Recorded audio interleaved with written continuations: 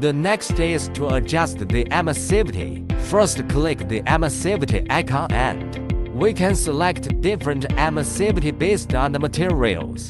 You can also customize the emissivity at 0.01 to 1. The second is to adjust the temperature measuring range.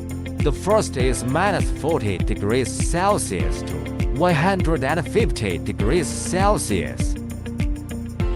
The second is 100 degrees Celsius to 800 degrees Celsius.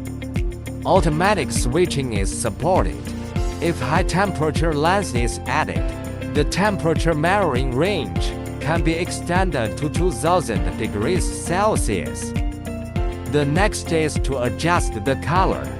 Click the color banding tool. Select the desired color from the 12 color templates. Custom color is supported too. Click the small pen at the bottom to adjust the hue, saturation, and brightness.